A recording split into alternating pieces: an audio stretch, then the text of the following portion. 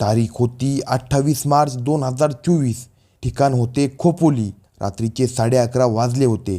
Head constable Bajirao Kamble आणि constable Rajendra Patil हे रात्रीचे ड्युटी करत होते. ड्युटी करत असताना त्यांना मुंबईवाडी घाटात एक गाडी उभी असल्याचे दिसून आले.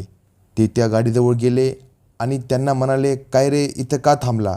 गाडीत बसलेल्या त्या तरुणाला पोलीस दिसताच तो घाबरला. तो घाबरल्याचे दिसल्यावर पोलीस अधिकच चौकशी करतील म्हणून त्या गाडीतील त्या तरुणाने पोलिसांना सांगितले, साहेब, माझ्यासोबत एक महिला आहे आणि ती लघुशंकेकरता गेली आहे. एक महिला जंगल परिसरात जिथे जनावरांचा सुसवाट आहे अशा ठिकाणी एकटीच लघुशंकेसाठी जाते आणि हा तरुण गाडीतच बसून आहे. हे पाहून पोलिसांना त्या महिलेविषयी काळजी वाटली. ती महिला बाहेर येईपर्यंत त्यांनी तिथेच थांबण्याचे ठरवले. लघुशंकेकरता गेलेली ती महिला परत आल्यावर ते पुढे जाणार होते, पण ती महिला बराच वेळ झाली तरी परत आली नाही. म्हणून हवालदार बाजीराव कांबळे यांनी मोबाईलची बॅटरी लावली आणि ते त्या गर्दधाडीकडे एकटेच निघाले. ते थोडे दूर गेले असता रस्त्यात उभी असलेली चारचाकी गाडीत बसलेल्या व्यक्तीने चारचाकी सुरू केली आणि जिथून पळ काढला. त्या महिलेला न गाडी घेता तो सुसाट वेगाने कस काय गेला? नक्कीच काहीतरी वेगळे झालेले आहे अशी शंका हेड कॉन्स्टेबल बाजीराव कांबळे यांना आली. म्हणून ते मुशेवाडी गावच्या वळणावरील झाडीच्या दिशेने गेले. तेव्हा त्यांना त्या ठिकाणी एक स्त्री एकटीच उभी असलेली दिसली. तिला काहीतरी समस्या असेल म्हणून ते तिला मदत करण्यासाठी पुढे गेले. त्यांना समोरचे दृश्य पाहून धक्काच बसला. एका 40तील महिला मोठ्या निळ्या रंगाची ट्रॅव्हल बॅग, 4 पेट्रोल भरलेल्या बाटल्या, एक मोठे गाठोडे. हे पाहून नक्कीच काहीतरी मामला आहे हे लक्षात आल्यावर त्यांनी आपल्या सहकार्याला बोलवून घेतले. त्या महिलेला त्यांनी सांगितले, अहो, तुम्ही ज्या गाडीतून आलात तो गाडीवाला तुम्हाला सोडून पळून गेला आणि तुम्ही इथे एकट्या काय करताय? आपल्या पाठीमागे खाकी वर्दीतील पोलीस आपणास प्रश्न विचारत आहे. ही पाहून ती महिला घाबरली. तिला सुरुवातीला काय बोलावे ते सुचत नव्हते.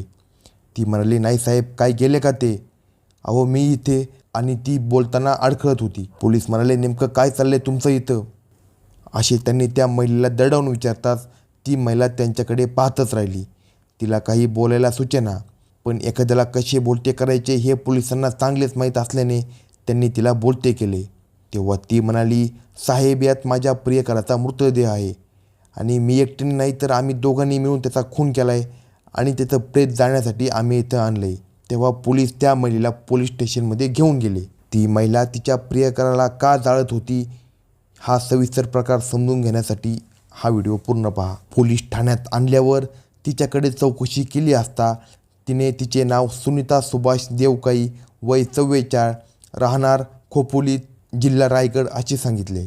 बॅगेतील मृतकाचे नाव राजेंद्र पांडे, वय 38, राहणार जिंतूर, जिल्हा परभणी असे असल्याचे सांगितले.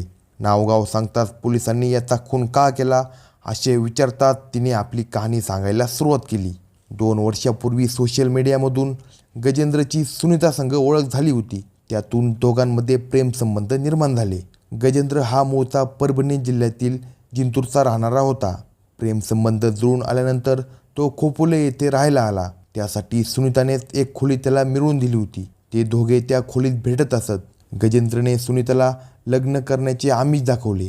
तिनेही त्याच्यावर विश्वास ठेवला. यातून ते दोघे अजूनच जवळ आले.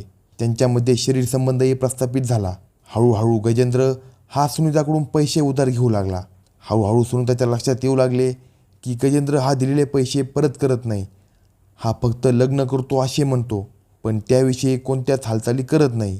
तो आपणास फसवत आहे ही गोष्ट लक्षात आल्यानंतर ती जास्त त्याचा पिच्छा करू लागली. तेव्हा गजेंद्र हा जिंतूरला पळून गेला. हे पाहून सुनीता चांगलीच भडकली. तिने त्याचा काटा काढायचा असे ठरवले. घटनेच्या 1 आठवडाभर तिच्या डोक्यात हाच विचार घोळत होता. पण गजेंद्र मात्र जिंतूर येथे निघून गेला होता. तो इकडे आल्याशिवाय त्याचा काटा काढता येणार नाही म्हणून तिने गजेंद्रला फोन केला आणि काहीतरी काम आहे असे सांगून त्याला इकडे येण्यास सांगितले. गजेंद्र दिनांक 24 मार्च 2024 रोजी खोपोलीमध्ये आला. गजेंद्र खोपोलीत आल्यानंतर तिने आपला एक मित्र अमित पोटे याला आपल्या प्लॅनविषयी सांगितले. तोही तिला मदत करण्यास तयार झाला. तोही खोपोलीत आला. बुधवार दिनांक 27 मार्च 2024ची रात्र सुनीता देवकाई ही गजेंद्रच्या खोलीमध्ये गेली. तिने त्याला पुन्हा एकदा लग्नाविषयी विचारले, पण त्याने स्पष्ट नकार दिला. त्याचा नकार ऐकून तीही चिडली, पण तसे काही न दाखवता तिने आपल्या प्लॅनची अंमलबजावणी करण्याचे ठरवले. तिने त्याला गोड बोलून झोपेच्या गोळ्या खायला दिल्या. तो गाढ झोपी गेल्यानंतर आजऱ्यावरून खोपोलीत आलेल्या अमित पोटे याला बोलावून घेतले. अमित पोटे हा 28 वर्षाचा असून तो आजरा तालुक्यातील सुळे येथील रहिवासी आहे. अमित आल्यानंतर दोघांनी मिळून गजेंद्रचा गळा दाबून खून केला. आता मृतदेहाची विल्हेवाट लावणे बाकी होते. जंगल परिसरात गर्द झाडीच्या ठिकाणी मृतदेह जाळायचा असे तिने ठरवले.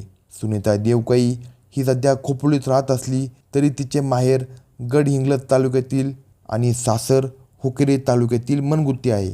तर अमित पोटे हा मूळचा आजरू तालुक्यातील आहे. त्यामुळे त्या दोघांनाही या परिसराची चांगलीच माहिती होती. म्हणून या मृतदेहाची विल्हेवाट आजरा तालुक्यात निर्जनस्थळी करायचे असे यांनी ठरवले. खोपोलीतून 400 किलोमीटर प्रवास करत हा मृतदेह आजरा येथे नेण्याचे ठरवले.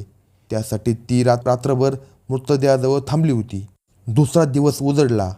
सुनीता आपल्या घरी गेली आणि तिने आपला मुलगा सूरज याला घटनेबाबत सांगितले. अमित पोटे याला एक गाडी भाडेतत्त्वावर बघण्यास सांगितले. त्यानंतर ती मार्केटमध्ये गेली आणि तिने मोठी निळ्या रंगाची ट्रॅव्हल्स बॅग खरेदी केली. ती बॅग खोलीवर घेऊन आली. मृतदेहाच्या अंगावरील सर्व कपडे तिने काढले. त्याच्या अंगावर फक्त बनियन आणि अंडरवेअर एवढेच ठेवले. ते काढलेले कपडे तिने बॅगेच्या पहिल्या कप्प्यात ठेवले. त्यानंतर तिने मृतदेहाचे हातपाय बांधले आणि तो मृतदेह बॅगेत कोबला. सर्व तयारी झाल्यानंतर अमितने भाडेतत्त्वावर ठरवलेली गाडी घेऊन गाडीचा मालक गजेंद्र राहत असलेल्या खोलीच्या दारात आला. गाडी आल्यानंतर मृतदेह असलेली बॅग त्यांनी गाडीत ठेवली. त्यानंतर अमित पोटे आणि सुनीता देवकाई यांनी गाडी कागलच्या दिशेने नेण्यास गाडी चालकाला सांगितले. गाडी चालकाला मात्र घडलेल्या गोष्टीची कोणतीच कल्पना नव्हती. कागल येथे आल्यावर गाडी मालकाला कागल येथील एका लॉजवर थांबवले आणि ते दोघे गाडी घेऊन आजऱ्याजवळील मुमेवाडीच्या घाटाच्या दिशेने निघाले. वाटेत त्यांनी कागलजवळील एका पेट्रोल पंपावर 4 बाटल्या पेट्रोल घेतले.